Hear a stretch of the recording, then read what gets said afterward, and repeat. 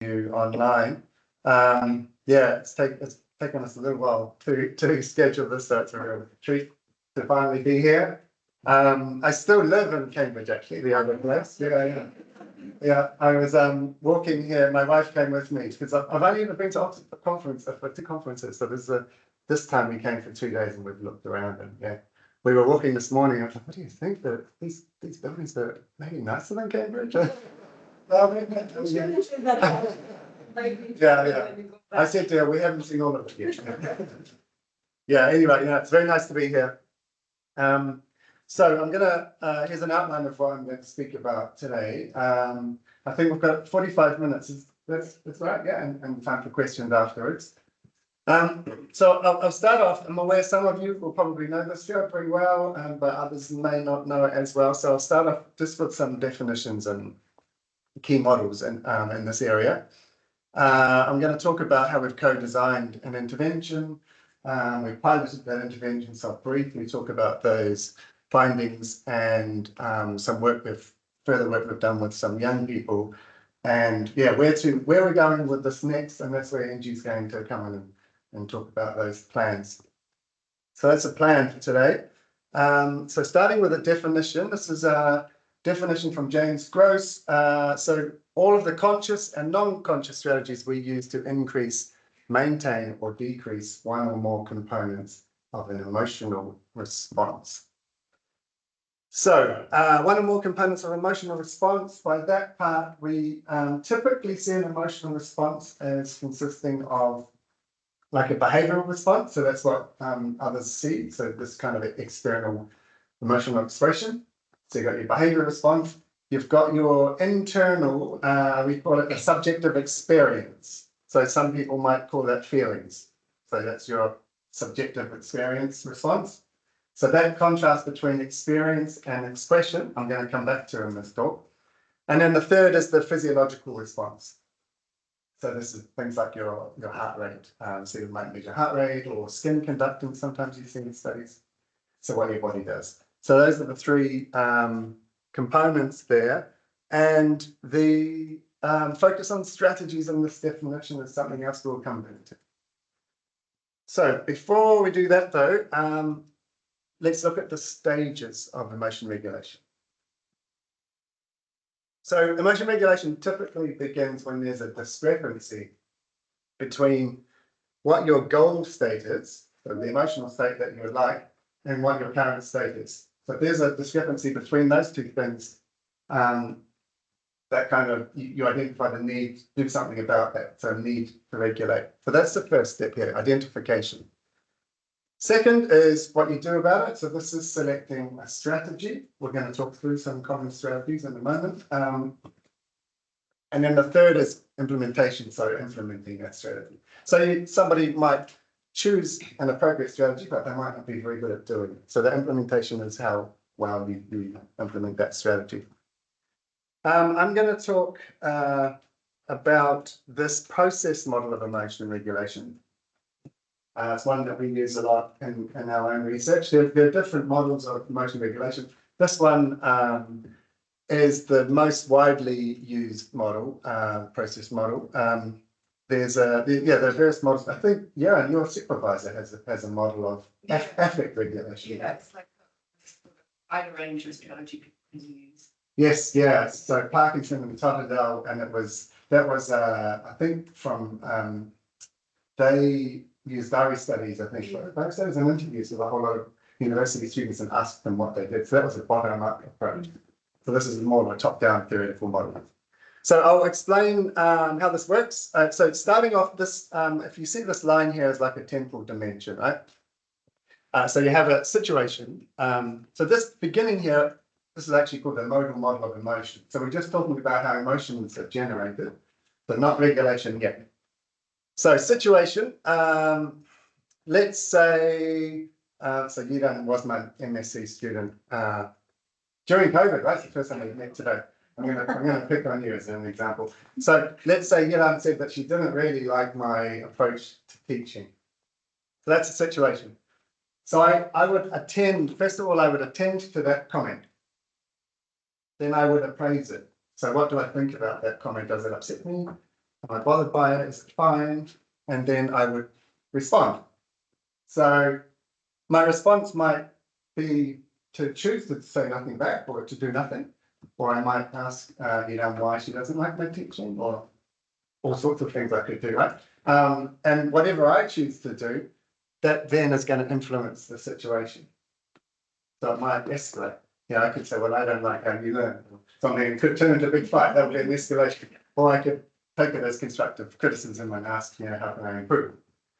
So that's how emotions are generated. And then if we look at regulation, here are the 5 families of strategies of this model. So remember, this is like a timeline. So if you see over here, this is the most forward-thinking strategy, situation selection. And you can see it actually occurs before the situation. That sounds slightly weird, but it's basically preventing a situation from happening. So if I knew that Yidan always says this about my teaching, or maybe I would choose to not teach her classes or something along those lines. I might choose to somehow maybe swap teachers so I'm teaching a different group. That would be an example of situation selection. So it's like problem solving, of thinking ahead. So it's very far in advance. Another example, like if we think about schools, say a child's getting teased on the way to school, they might just decide to go a different route to school, or they might decide to take the bus or go in the car. So that's basically avoiding that situation through like advanced planning. So situation modification is very similar, but it remains within the situation. So you might just modify whatever situation you're in. So if we were sitting in this room, I might choose to sit at that table because I don't want to get into a conversation about this. So yeah, so that would be modifying the situation. So the situation's still here, but it'd be easier if I sit over there. Okay, the third one. So the third and the fourth, these two kind of are more internalized. So third's attentional deployment. So this is where I put my attention. So I might hear that comment and I'll think, okay, that's fine. I've got to move on now because I'm continuing to teach, or I've got to do something else. So I might just shift my attention away from that and not think about it any further. Or the opposite, I might just choose to concentrate in on it and kind of not let it go. Just keep coming back to that comment, go home and keep thinking about that comment. So that's attentional deployment, where I put my attention. The fourth, cognitive change. So one of the strategies in this family is referred to as cognitive reappraisal. So it's basically reinterpreting reinterpreting the situation. So what you initially thought of the situation. So you might think, so I might be first upset a little bit, but then I might think, well, I've also heard that Yidan doesn't like my colleagues' teaching either. She doesn't like anyone's style of teaching.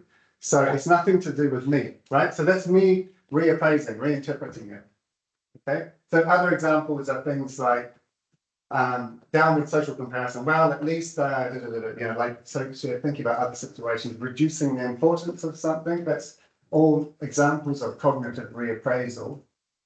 This is one of the most studied strategies in the literature, and it's typically seen as a healthy strategy, an adaptive strategy. It's linked to a whole lot of positive outcomes, increased well-being or optimism, life satisfaction, fewer symptoms of anxiety, depression, on and on and on.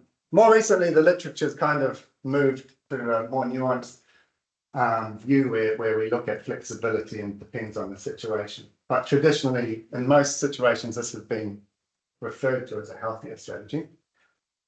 And then the final family of strategies is called response modulation. Now, this comes very late in the process after the response has been generated. So this is now when you're already upset.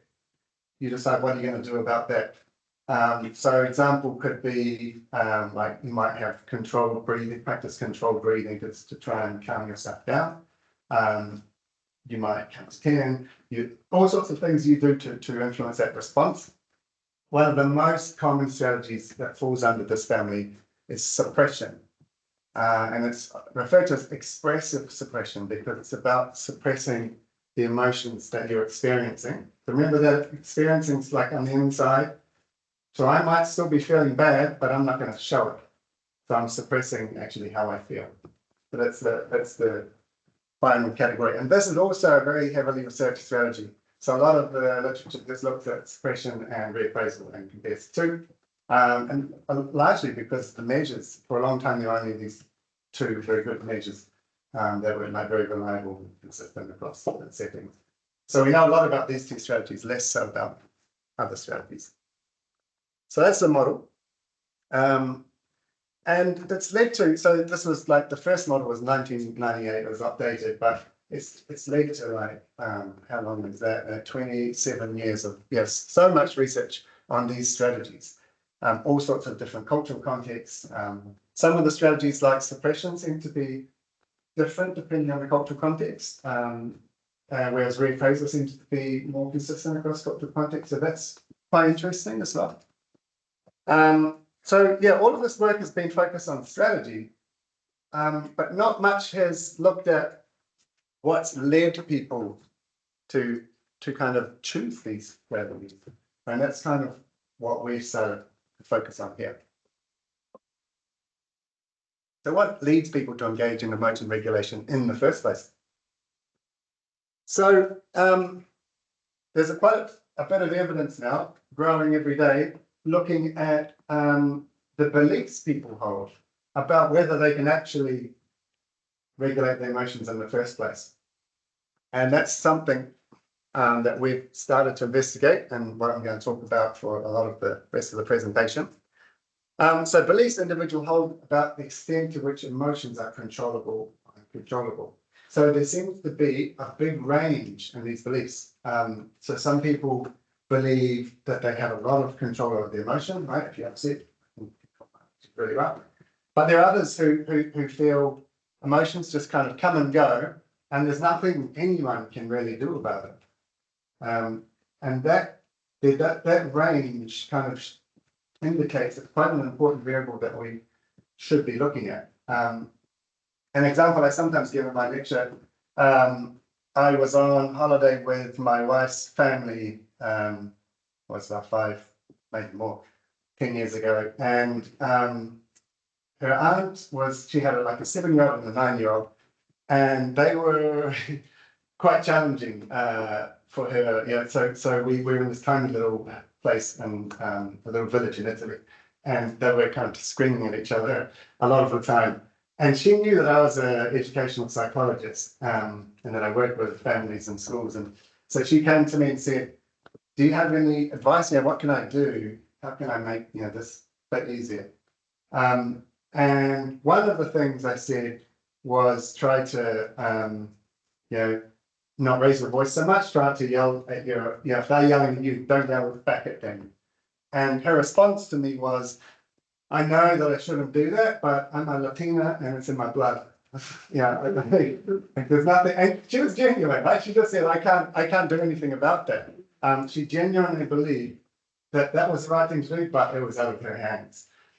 So that's an example, an extreme example, but it's important to know that a lot of people believe this, right? And that's huge implications for intervention as well. If you think some of things like cognitive behavioral therapy, right?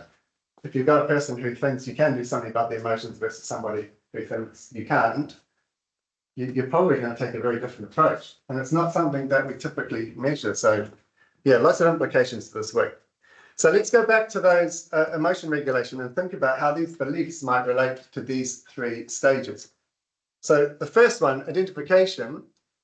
If you believe that you can't really do much about your emotions, or people in general can't, you're less likely to kind of identify the need to regulate. You're less likely to think, oh, I should regulate my emotions, because you just think they come and go anyway, right? The second stage, the selection, you're more likely to think, if you believe you can't really control your emotions, that most strategies don't work, because this is going to come and go. So you'll probably less likely to attempt to regulate, less likely to use a range of strategies.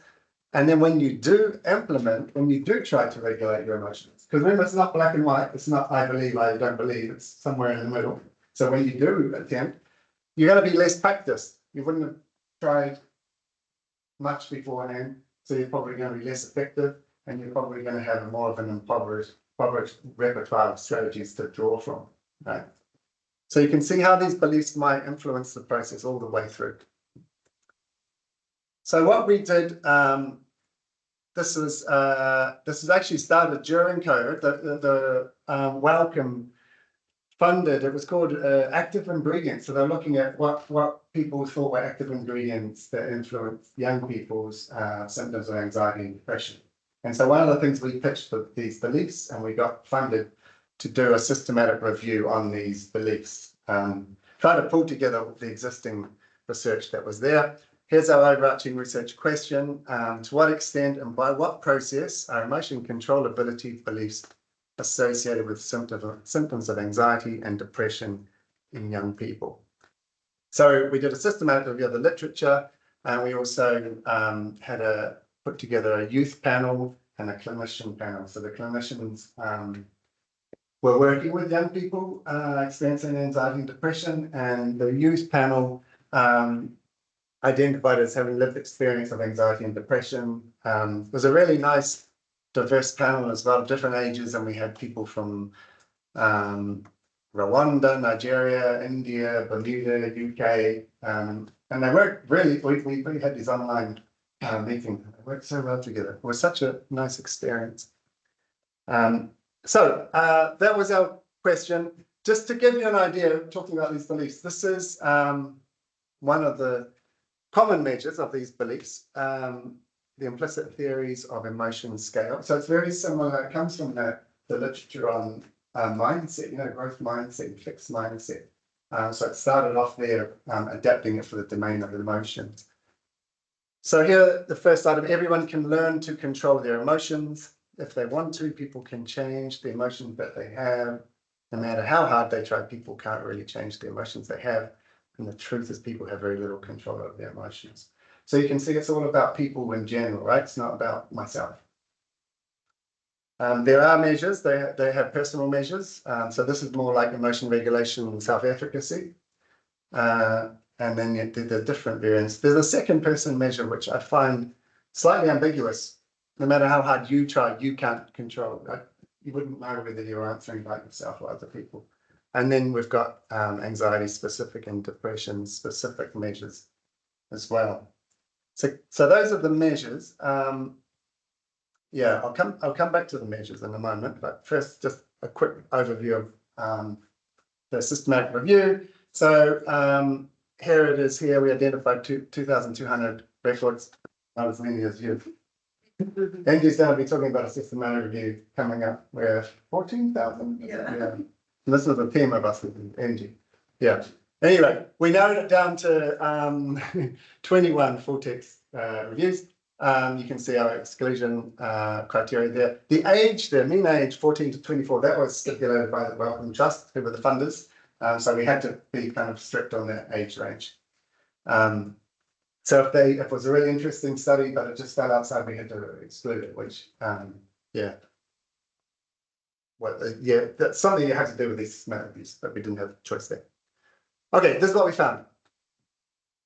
So the reviewed studies, they consistently found that people who believe their emotions are relatively controllable were less likely to experience symptoms of anxiety and depression. Okay, there was in terms of effect size, range from small to large. Most of the effect sizes were small to moderate. If you're interested, this paper's published. Trying to think of the title. I think it's if you search for a systematic review of emotion controllability beliefs in young people, something like that. Anxiety and depression. Yeah. So most of the studies that we found were either cross-sectional or longitudinal. Some of the longitudinal studies showed that these beliefs predicted anxiety and depression in the short term. So one looked at the first 5 weeks of university. One of them looked at people's beliefs at the start of the university and how they predicted depression and anxiety after the first year of university. And there was one that looked at the effects of these beliefs on depression up to 4 years later.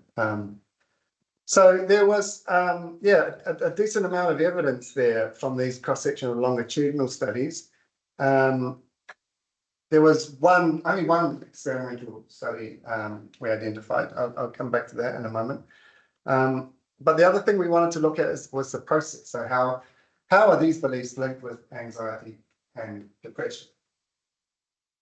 So the studies kind of consistently supported the theoretical models.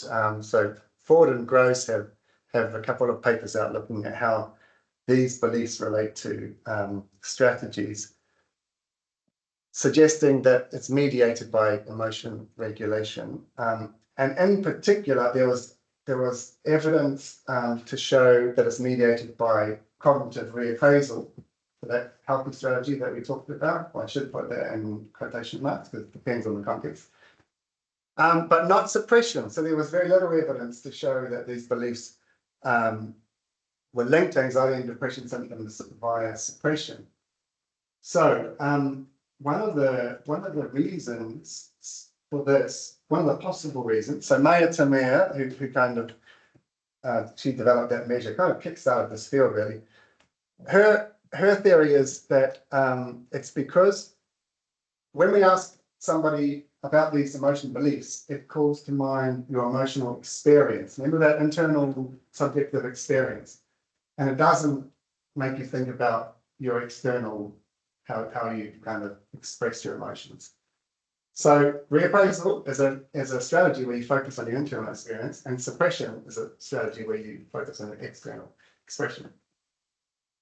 So that's her argument as to why, and I've seen it repeated multiple times, as to why only reappraisal mediates this association and not suppression.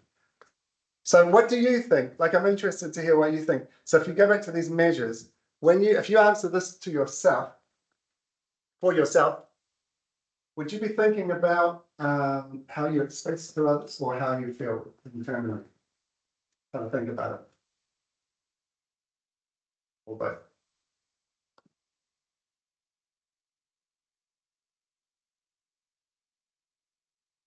Anyone want to volunteer? There's no wrong answer, but like it's just,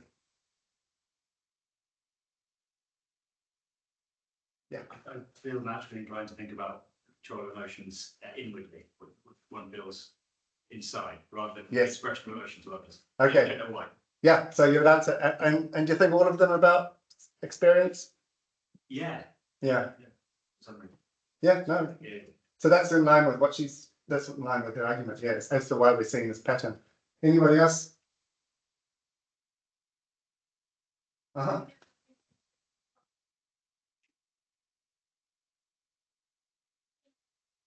What makes me think of like more internalized feelings instead of like how I behave. Yeah. Okay. Great. Yeah. So you guys are consistent. Anyone got a different view? So originally when I looked at it, I was thinking of other people. That might be to do with who I am in terms of research and so on, how I look. But Yeah. Actually, the questions are about everybody, right? Yeah. yeah, so I was actually thinking externally first about everybody else first. And then I thought, oh, how does that actually link in with me? Do I need to tailor it? So, how I see, but then actually, how would I be perceived by someone else? So it's kind of a two-step process. It's not black and white for you. Yeah. It's both, really. Yeah.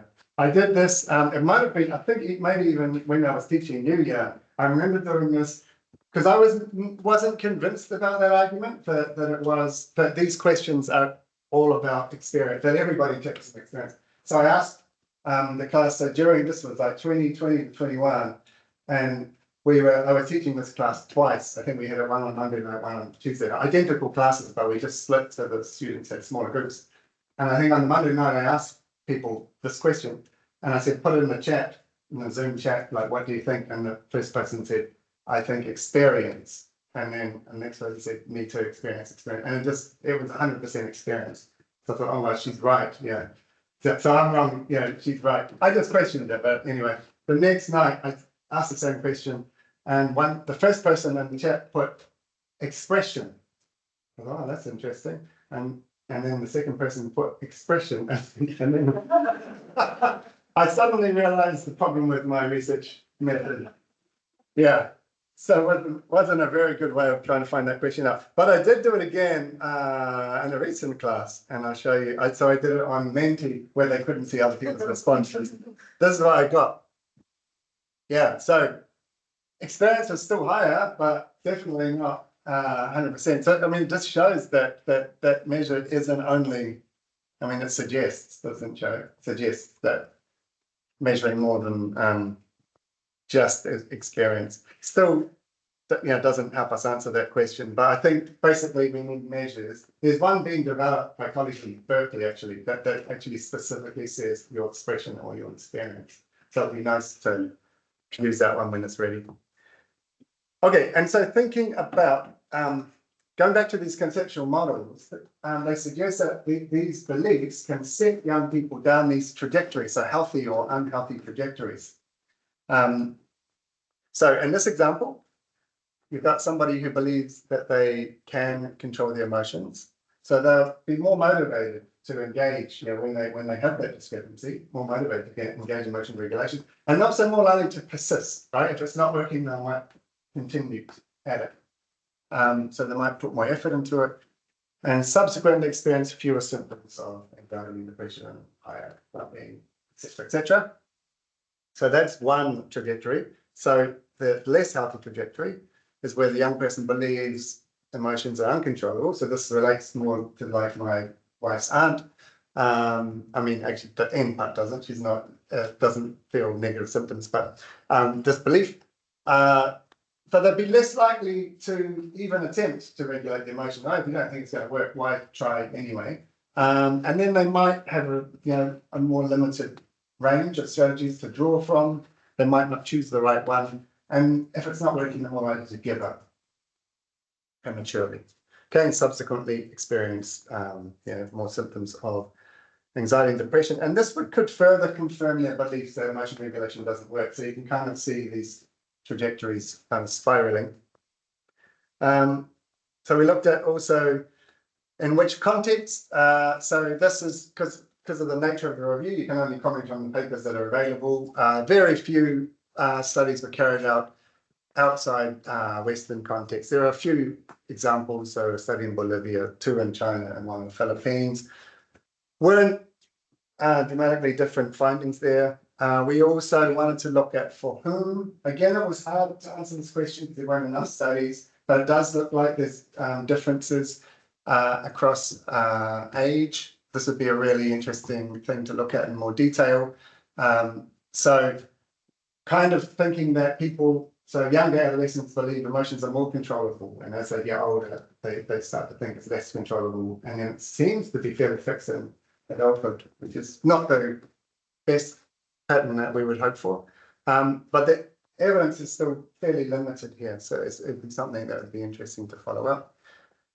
We were able to look at gender a little bit, but again, there wasn't enough to go on. It looked like males were more confident in the ability to regulate negative emotions, females in positive emotions.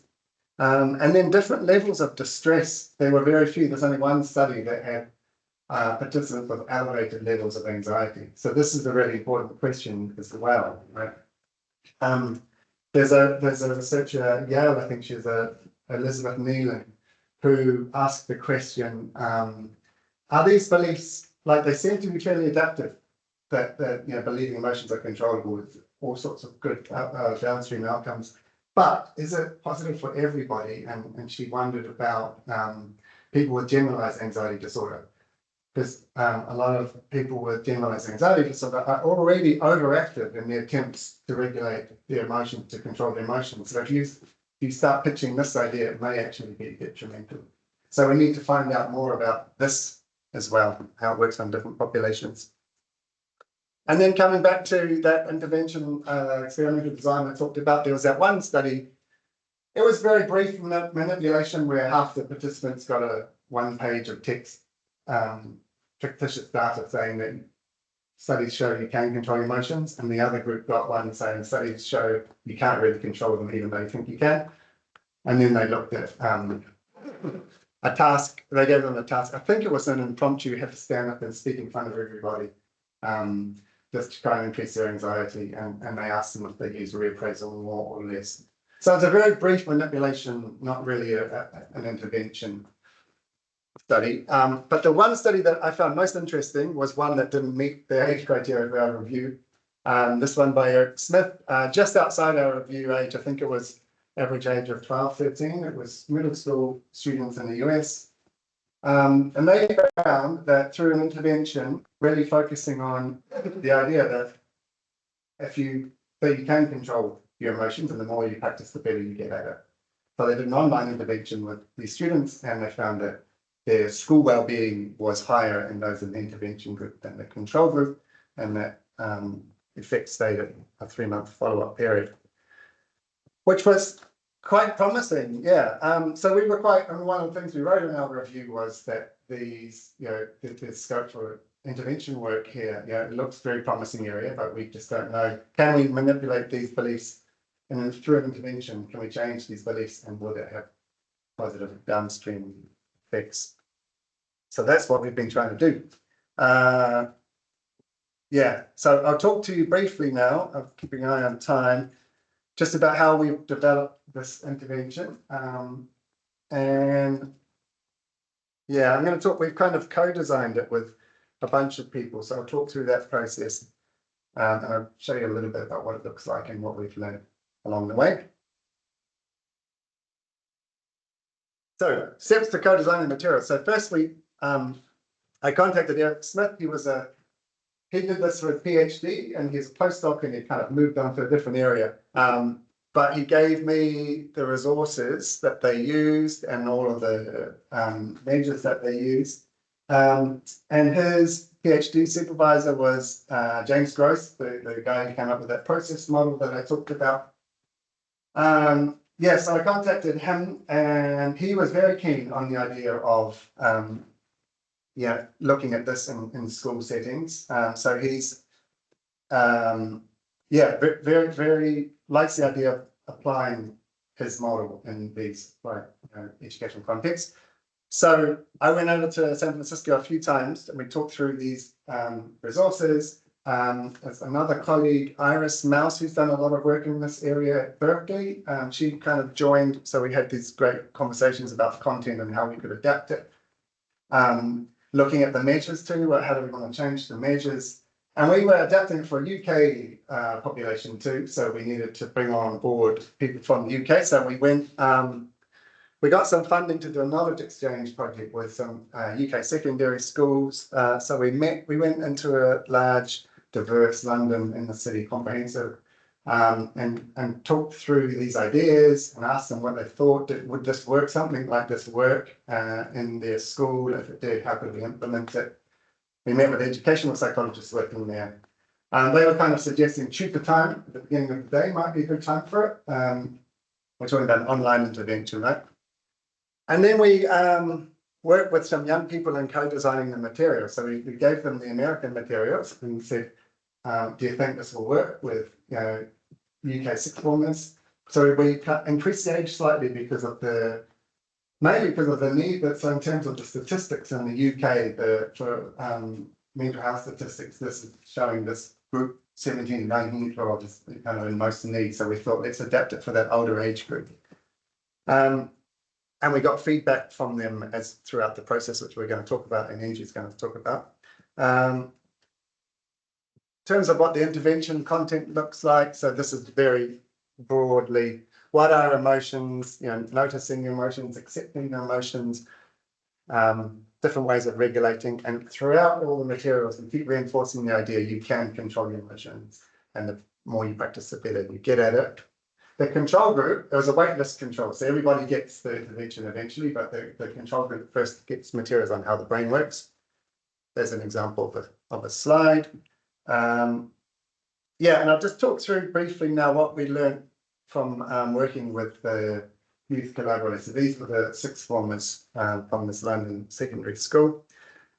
So we gave them materials, and we just said to them, just tell us everything, be as honest as possible, what you think. And so here are some of the things they told us. First one, to give some rationale. So don't just say the strategies, but why we should use them. So they told us that they just get lots and lots of PowerPoints on this is what you need to do. One of them said, we keep getting told to go for a walk, have a cup of tea, and hold a cube of ice. But nobody ever tells us why. She was really smart, let's say you can see from some of these quotes how amazing some of these characters. She said, if you want to tell teenagers to go for a walk, we don't like walking. So we just think old people like walking, and so they think we like walking. But you need to go into the science of what it means, why we should go for a walk. So talk about endorphins and give us the science of why it would be good, which I thought was a very insightful comment. And after that comment, I looked at a few different mental health interventions, and so many of them don't explain why. They say this will work, this is good, science says this works, but doesn't say why they work. So I thought that was really good. Here's a quote: "Go into the science of why and how the distractions help." Yeah, going for a walk isn't about enjoying walking, more about endorphins. So second lesson we learned from them. There were some invented kind of scenarios, and they just said that they're just not believable. Just use real quotes from young people. We can tell when they're not real.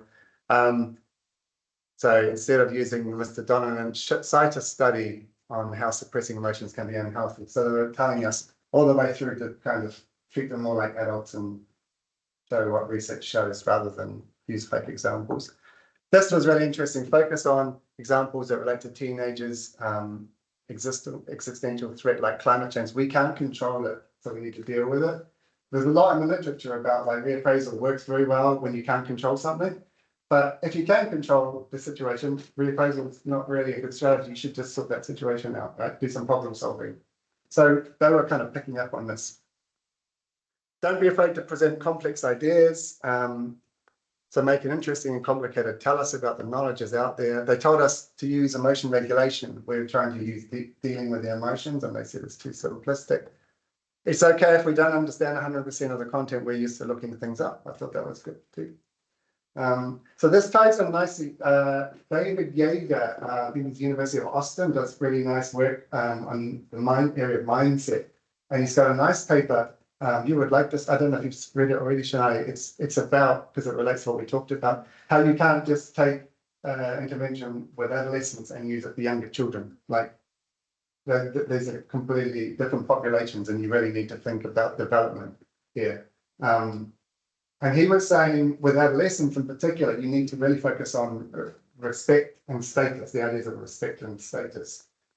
So if we're treating them, if we're making terms as though they don't really know and overly simplistic, they're just not going to engage with it, which I thought was really interesting.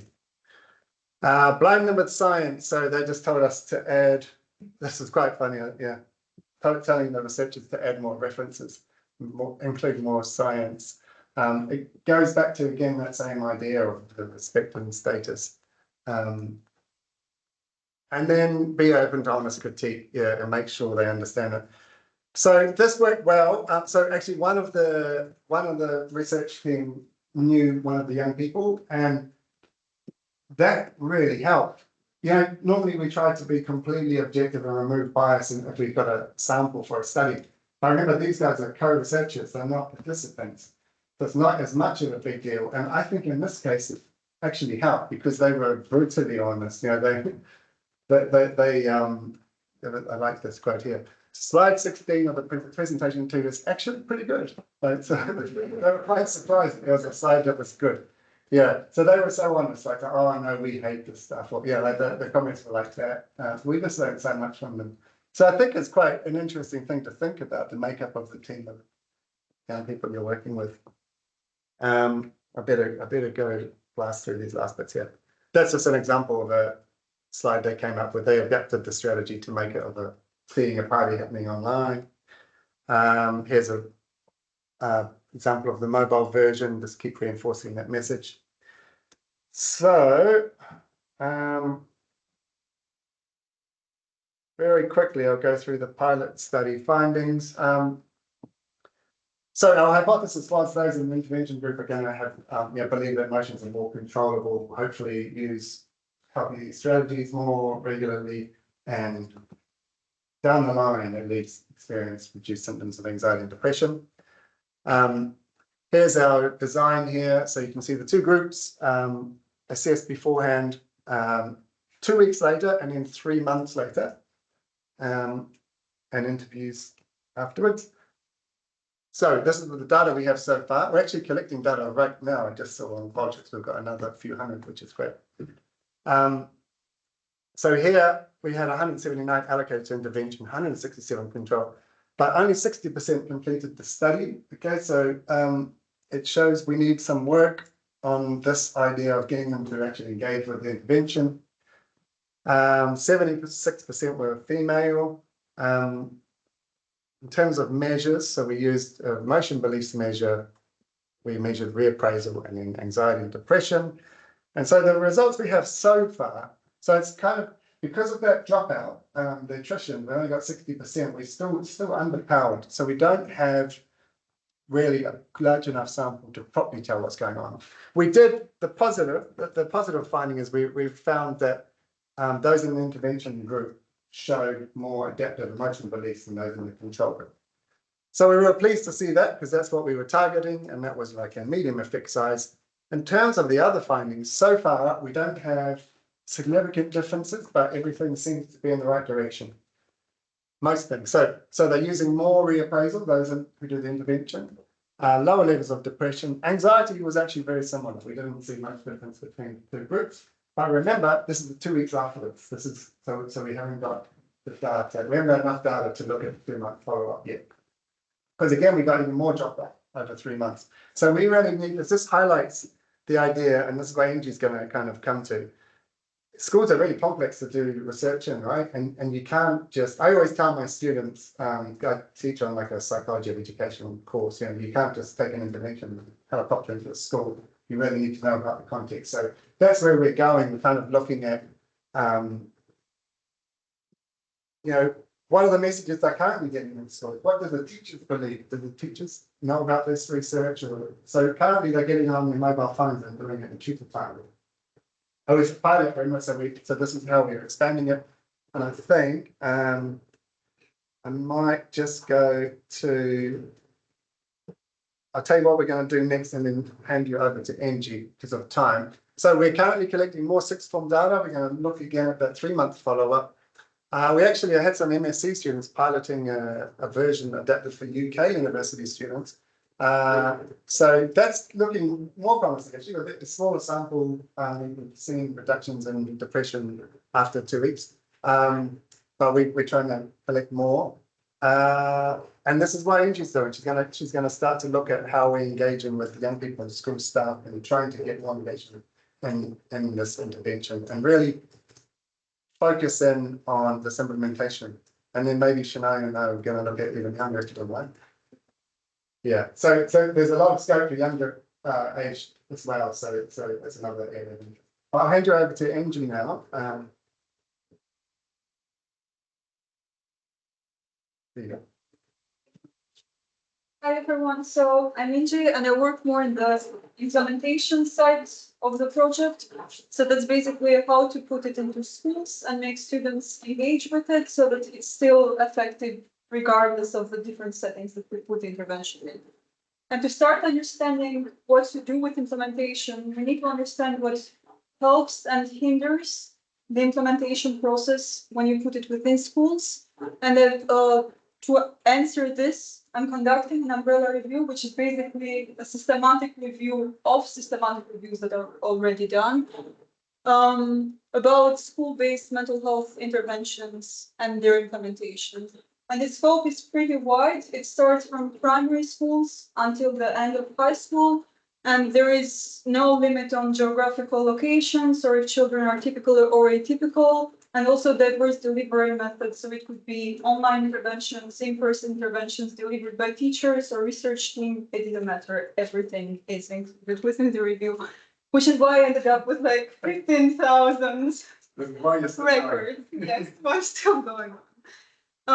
So I found 4 key themes as preliminary results.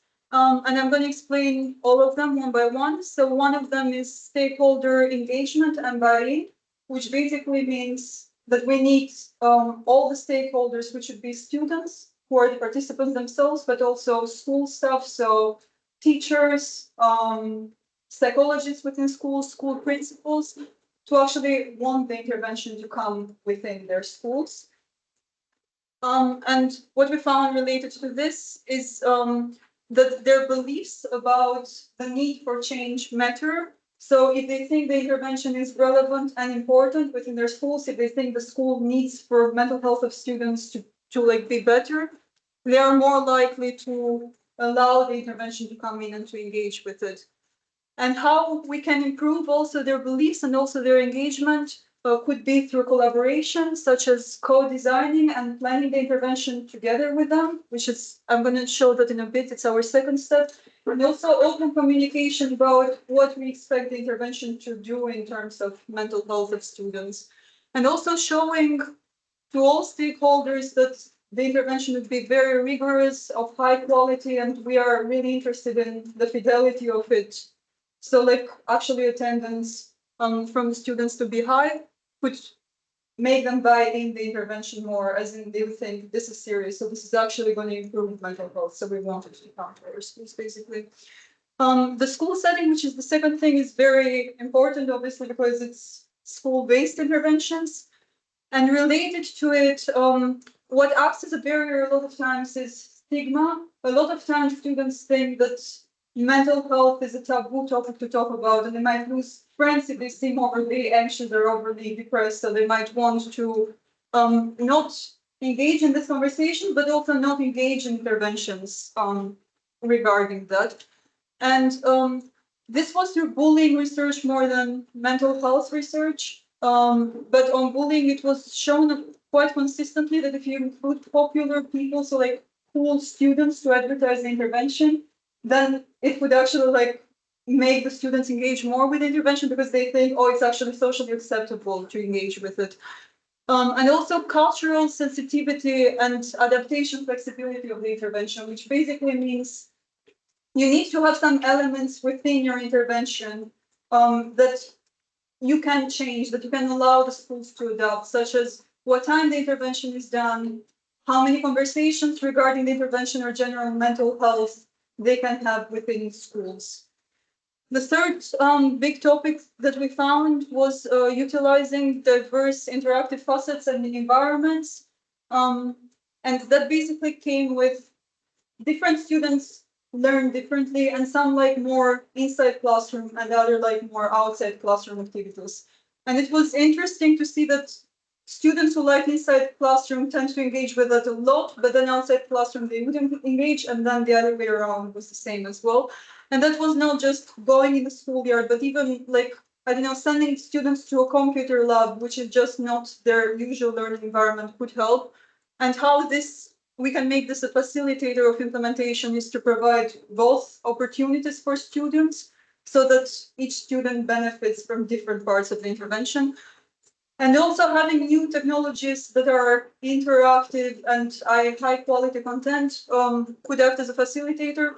Basically, we engage a lot of times with very interesting content through social media, podcasts, watching TV. So if you just put sometimes an intervention in Qualtrics and it just seems like slides that you need to go through, the students might not want to engage with it. And using different tools like Storyline or creating kind of podcast or even TV show kind of style intervention could help to be a facilitator. And the fourth part was training facilitators. This was mostly mentioned in terms of if the interventions are not self-directed, so if there are not online interventions. But I do believe if it is within schools, the teachers still have an influence because they need to set the time and they need to get their students in the classroom. And what was shown with this was usually that mentoring and engaging with reflection and ongoing discussions with the teachers and other school staff could actually help a lot instead of just throwing in the intervention and having them do it.